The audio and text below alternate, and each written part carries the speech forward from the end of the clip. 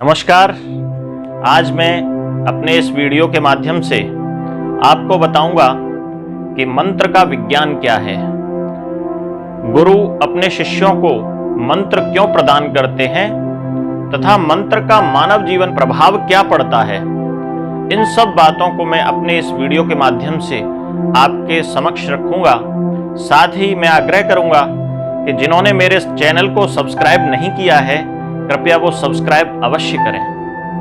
मंत्र मननात् त्रायते इति मंत्रः, जो मनन करने से रक्षा करता है उसे मंत्र कहते हैं।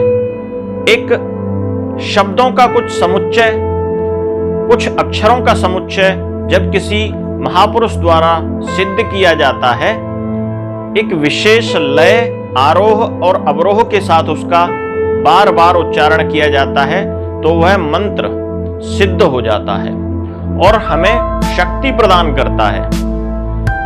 जब यह मंत्र किसी गुरु के द्वारा प्राप्त किया जाता है तो निश्चित रूप से यह मंत्र प्रभावी बन जाता है।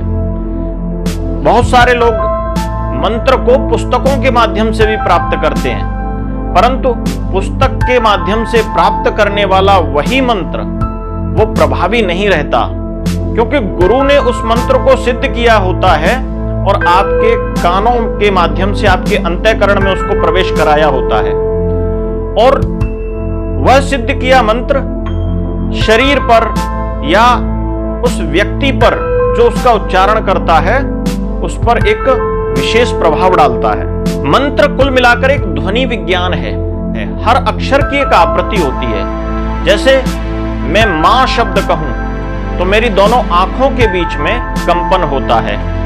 अगर हम हुम शब्द का उच्चारण करें तो नाभि के आसपास कंपन होता है। जब हम ट शब्द बोलते हैं तो जीभ का इस्तेमाल किया जाता है, लेकिन जैसे ही हम ह बोलते हैं तो उसमें जीभ का इस्तेमाल की आवश्यकता ही नहीं पड़ती।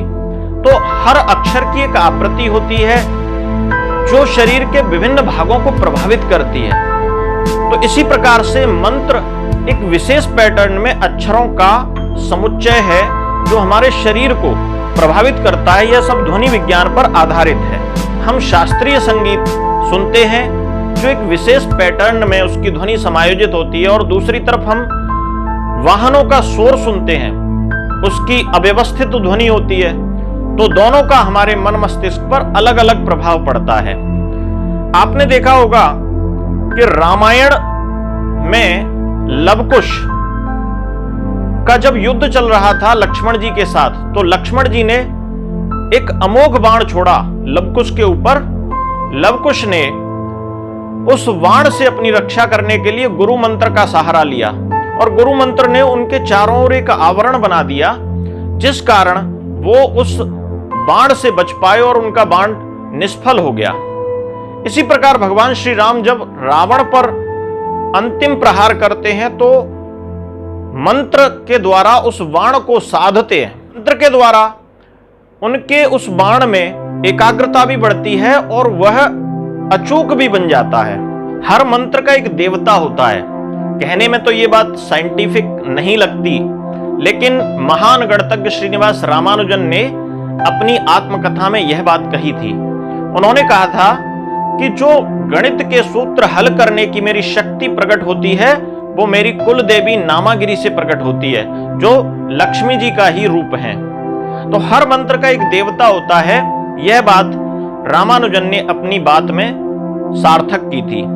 इसके अलावा जब हम मंत्र के विज्ञान की बात करते हैं तो मंत्र का विज्ञान हमें किस प्रकार से ब्रह्मांड की शक्तियों से कनेक्ट करता है। आप एक उदाहरण लें कि आकाशवाणी केंद्र में बैठा हुआ कोई व्यक्ति जब अपनी आवाज को दूर दूर के शहरों में ट्रांजिस्टर के माध्यम से पहुंचाता है तो इसके पीछे क्या विज्ञान कार्य करता होगा।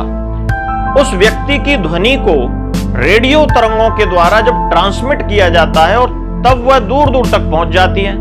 इसी तरीके से हमारे भीतर मंत्र की जो शक्ति है उसे भाव और प्राण की रेडियो तरंगों द्वारा जब ट्रांसमिट किया जाता है तो ब्रह्मांड में वह विचरण करने लगता है और उस देवता तक पहुंचता है, उस जिस देवता का वह मंत्र होता है। तो यह इसके पीछे एक विज्ञान है। यही वैज्ञानिक सिद्धांत रहा होगा जिसके आधार पर बड़े बड़े ऋषि मुनि आपस में एक दूसरे से दूर बैठकर भी संवाद कर पाते थे। तुलसीदास जी ने अपनी रामचरितमानस में लिखा है कि मंत्र जाप मम दृढ़ विश्वासा, और मंत्र की शक्ति का और बखान करते हुए उन्होंने लिखा है कि उल्टा नाम जपत जेहि जाना, वाल्मीकि बय ब्रह्म समाना। तो मंत्र की शक्ति का ही प्रभाव था कि वाल्मीकि भी साक्षात ब्रह्म के समान, ईश्वर के समान बन गए, और मंत्र के प्रभाव से ही नारद जी देवर्षि बने। आज हम मेडिकल साइंस में भी विभिन्न शोधों का अध्ययन जब करते हैं तो पता चलता है कि एक स्थान पर बैठे हुए कुछ लोगों के द्वारा गाए गए मंत्रों से विभिन्न रोगियों पर स्वास्थ्य लाभ का आकलन किया जाता है। कुछ समय पहले एम्स में एवं गंगाराम हॉस्पिटल में भी इस प्रकार के शोध हो चुके हैं और पाया गया कि मंत्र का प्रभाव, यानी गायत्री मंत्र का विशेष रूप से प्रभाव उन लोगों के ऊपर पड़ा और जिन लोगों के लिए उस मंत्र का उच्चारण दूर बैठे महात्माओं ने किया। इसके पीछे भी एक विज्ञान है। अब वो विज्ञान क्या है? हम जानते हैं कि आजकल नेटवर्क की टेक्नोलॉजी चल रही है, क्लाउड कंप्यूटिंग, जिसमें एक कॉन्सेप्ट आता है, अगर कोई व्यक्ति कुछ अपना डेटा फीड करता है तो वह क्लाउड कंप्यूटिंग के जरिए कहीं पर सर्वर में स्टोर हो जाता है, और जिसे उस डेटा को लेना होता है यूजर नेम पासवर्ड से उस डेटा को वो एक्सेस कर लेता है। तो इस प्रकार से मंत्र का भी विज्ञान कुछ इसी तरह से कहता है कि मंत्र किसी व्यक्ति विशेष के लिए कहीं दूर भी पड़ा जाए तो उस ब्रह्मांड में एक स्थान पर वह एकत्रित होता है, और वह ऊर्जा जो एकत्रित हुई उस रोगी को मिल जाती है जिसके लिए वह मंत्र पढ़ा गया। इस प्रकार मंत्र के पीछे विज्ञान भी है, धर्म भी है, दर्शन भी है, अध्यात्म भी है। इसके मानव जीवन पर सकारात्मक प्रभाव पड़ते ही है।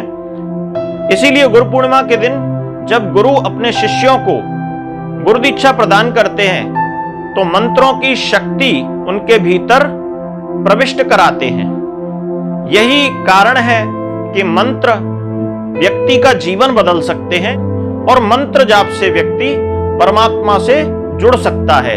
यही है मंत्र का विज्ञान। धन्यवाद।